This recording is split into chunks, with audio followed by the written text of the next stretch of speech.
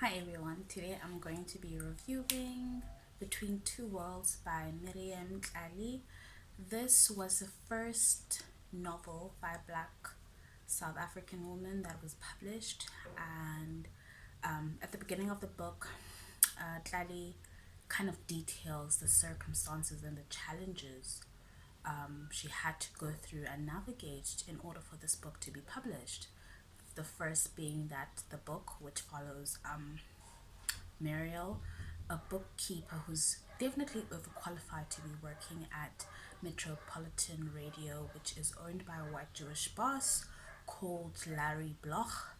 And thereon, she takes a secretarial job, and there's like plenty of like, I think two or five white workers, as well as the rest of the workforce is black people.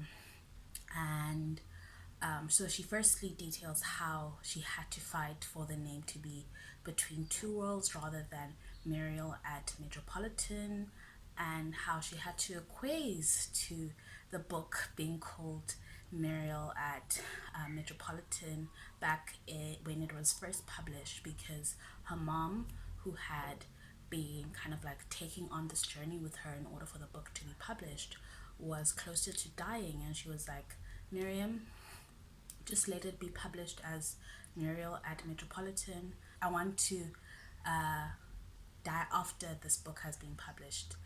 And but later on, it was republished under Between Two Worlds. And other challenges, of course, included the fact that the book was later on banned by the National Party, which was the apartheid government. They consider it to be derogatory towards Afrikaner people, and yeah. So as I mentioned, the book is following Muriel, and she's working at Metropolitan Radio, and it just kind of details her day-to-day life.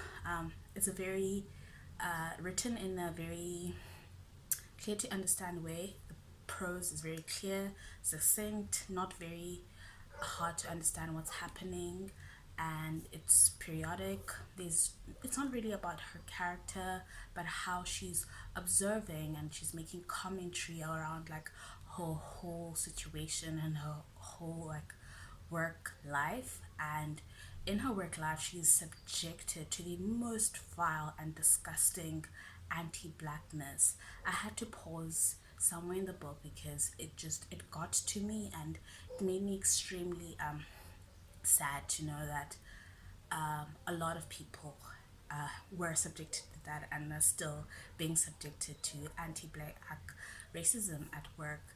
And so, for example, sometimes her boss nicknames the customers, African customers who come to the shop, in very derogatory manners. I'm not gonna like repeat what he says.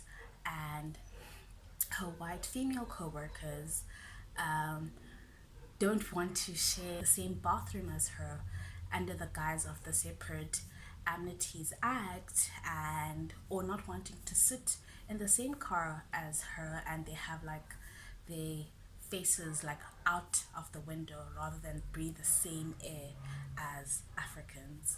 And yeah, I don't know what I expected from this book. I think it's just like been my mission to read more books from home, and I had to at some point kind of navigate of like, what does it mean for me to take on that journey. And because I wanted to, on a typical day, if I'm not really interested in a book, or I'm finding it rather boring, and periodic books or books about day-to-day life kind of do quickly bore me, I had to kind of like question myself and like, am I looking for entertainment in this book?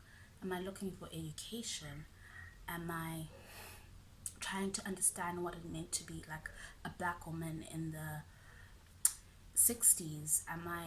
I'm trying to understand and like appreciate and just like bear witness or to how black women were navigating a misogyny during that time. And then I was like questioning my own like motives, and I still am. I haven't reached like a conclusion, because it is about a typical thing that happened back then and is still happening nowadays.